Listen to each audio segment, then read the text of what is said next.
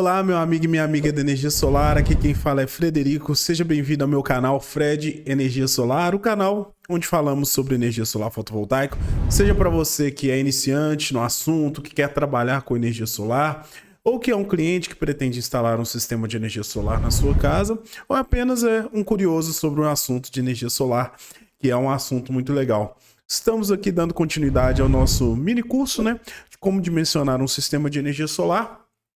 Na última aula nós falamos sobre calcular o consumo diário, que seria necessário para a gente poder dimensionar um sistema que gere energia suficiente para compensar esse consumo diário.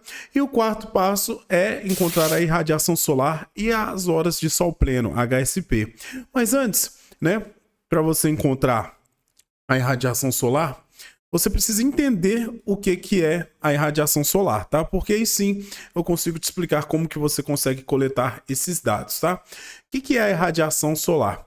É a propagação de energia, né, sem o uso de um meio material. Ou seja, né, nós temos a radiação direta, onde é o tipo de radiação que passa através da atmosfera da Terra e alcança a superfície, sem ter sofrido qualquer dispersão na sua trajetória. E nós temos a irradiação solar difusa, né, que é quando essa irradiação que atinge a Terra, consequentemente atinge um telhado aí, do seu cliente, ela é difundida por nuvens e ela tem desvio na sua trajetória. Deixa eu mostrar uma imagem aqui que fica mais fácil de mostrar para você. Aqui nós temos os exemplos de radiação. Nós temos a radiação difusa. Por exemplo, é muito comum uma pergunta: em dias nublados existe geração de energia solar? Existe, porque você vai ter a irradiação difusa, né? Os raios solares vão bater nas nuvens, eles vão se difundir, vai ter ali uma geração menor de energia solar, mas essa geração vai existir. Você tem a radiação refletida pelas nuvens, que é a radiação que não atinge a Terra, né? Você tem a radiação direta, que é aquela radiação que ocorre em um dia de céu limpo, sem nuvens. E muito importante aqui também, você tem a radiação solar refletida, tá?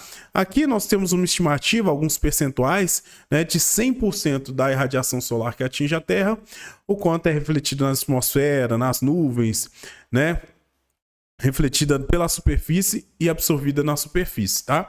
Você vê que cerca de 100% da energia, só aproximadamente 51% é de fato atinge ali as placas do seu sistema diretamente.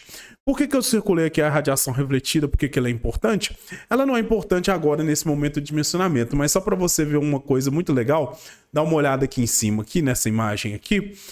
A radiação solar refletida hoje ela já é muito importante naquelas grandes usinas, fazendas solares. Por quê? Porque essas grandes usinas atualmente, praticamente todas utilizam módulos fotovoltaicos, placas de energia solar, com tecnologia bifacial. O que é isso? São módulos que geram energia, tanto com a radiação solar, né? Dá uma olhada nessa foto aqui em cima de mim. A radiação solar batendo na parte de cima do módulo, como na parte traseira do módulo. Nessa parte de trás do módulo, em um módulo bifacial, a irradiação solar que essa parte de trás recebe é justamente a irradiação solar refletida.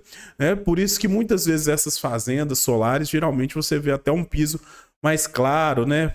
Às vezes, dependendo, quando você tem sapatas aqui de concreto, eles pintam essas sapatas de branco, justamente para refletir uma maior quantidade de luz.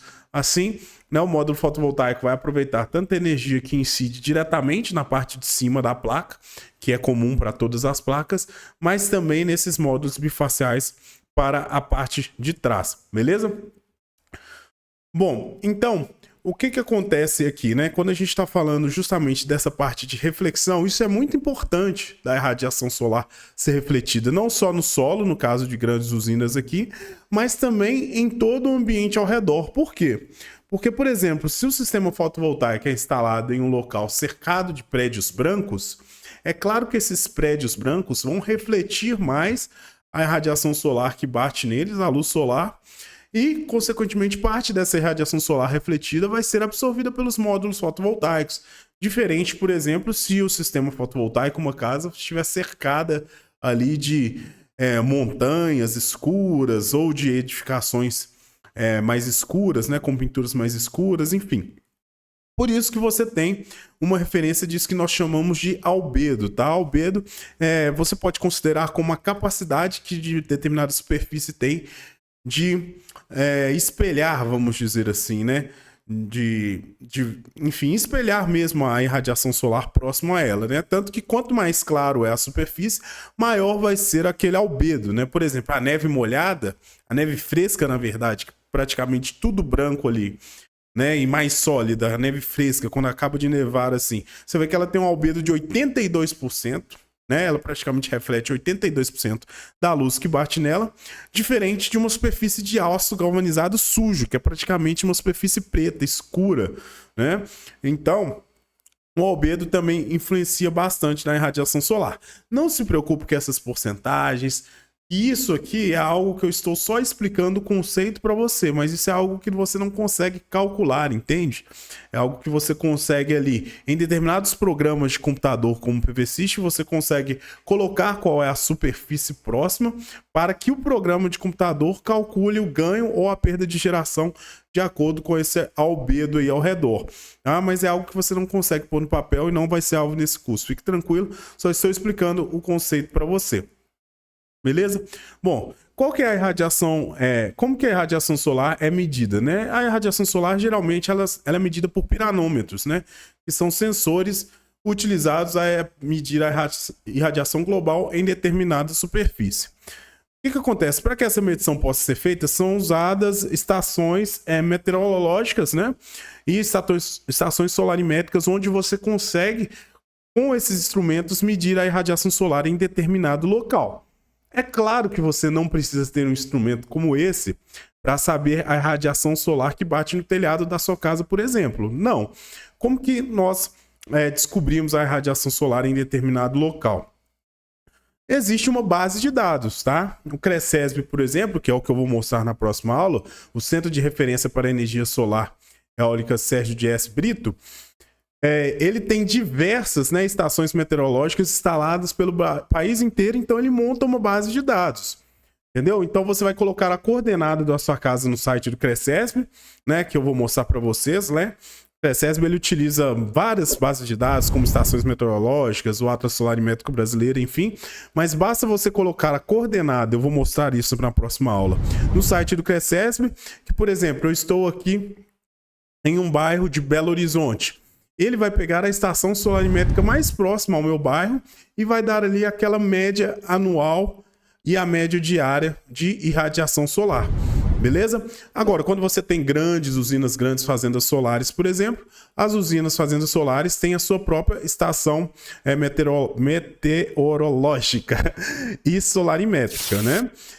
Mas para nós aqui que estamos dimensionando o sistema residencial comercial, a gente pode pegar já na base de dados existente, que é uma base de dados bem consistente e atualizada. Beleza? Então, essa foi a nossa aula de hoje, né? Onde eu mostrei para vocês a questão do CRECESB. Na próxima aula, eu vou explicar como nós vamos coletar esses dados, tá? É muito importante dizer, eu vou repetir na próxima aula, que os dados que nós vamos coletar é considerando os módulos voltados para o norte, tá? Com uma inclinação ideal, mas isso é um assunto que eu quero deixar para a próxima aula, para essa aula não ficar muito longa, beleza? Então, na próxima aula, você já vai descobrir na sua casa qual é a radiação solar, né? E eu vou mostrar, por exemplo, os extremos do Brasil, no norte e no sul do país. Será que a irradiação solar muda muito? Isso é tema para a próxima aula, tudo bem? Então, agradeço por você assistir esse vídeo. Não deixe de clicar no gostei, se inscrever. E se tem alguma dúvida, só deixar no comentário que eu estou respondendo, tá bom? Então, um abraço, meu amigo e minha amiga da Energia Solar. Até o próximo vídeo. Valeu!